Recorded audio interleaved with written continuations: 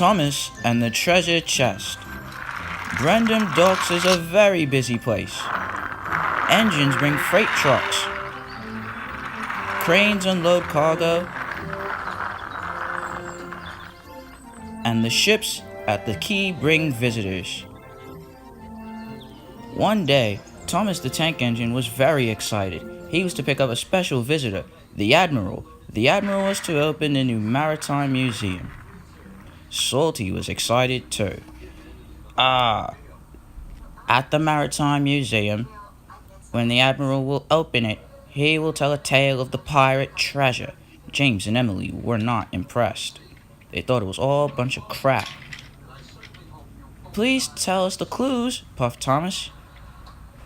You will see an eagle that points away from the clouds, cried Salty. Then you will find that the clouds are not in the sky, which will take you to where you will find the pirate treasure and the skull and crossbones. Thomas was very excited. He puffed away with the Admiral in tow.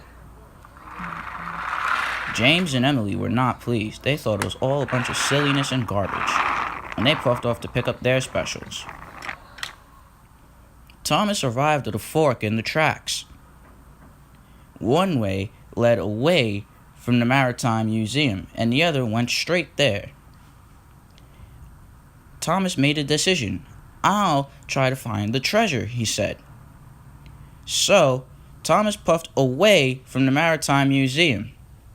The Admiral was very puzzled. Philip was at Knapford Station when Thomas arrived. Hello, Philip. I'm looking for the eagle that points away from the clouds. How exciting, cried Philip. Then Thomas saw it. The eagle was pointing away from the clouds, a statue in the mountain. I found it, hooted Thomas. Nobody was telling Thomas to be quiet, and Thomas was very pleased with himself.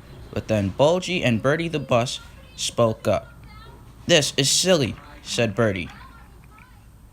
Thomas met Emily at the next junction.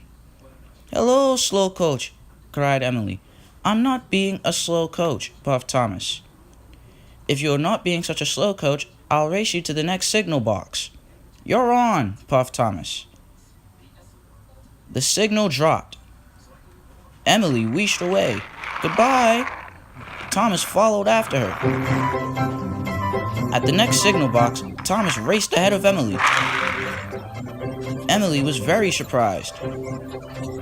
Thomas thought he was being very clever as he rattled past Emily. Emily chased after him. But the race was redundant because Thomas changed tracks again.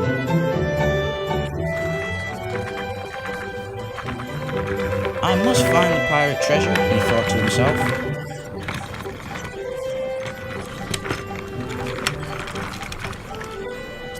At last, Thomas stopped at where he could see the next clue. I found it, he hooted.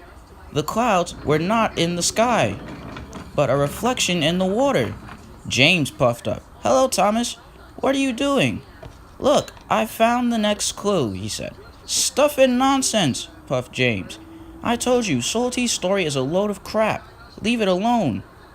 I'm taking the camera to the Maritime Museum for the Admiral to take pictures, puffed James.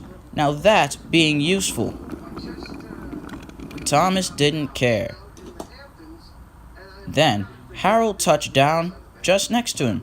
The fat controller stepped out. Thomas, you have caused confusion and delay. I've gotten calls from all the signalmen. They've said you've been racing, and you've made the Admiral late.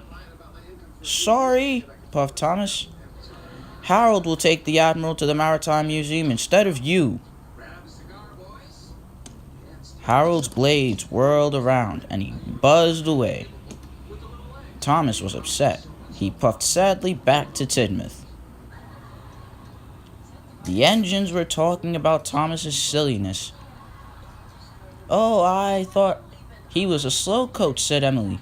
But he's really not. But he's very silly, said James.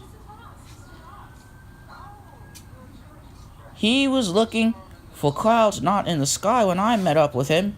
Then Harold touched down, and out stepped the Admiral and the Fat Controller. "We shall have to start the ceremony without Thomas," said the Fat Controller. James and Emily laughed. "I don't want to start without Thomas," said Percy. Then there was trouble. "I've lost my ribbon cutters." "Your scissors?" cried the Fat Controller. "Yes," said the Admiral. Meanwhile, Thomas was still on his way back to Tidmouth when Annie and Carbo plied their brakes.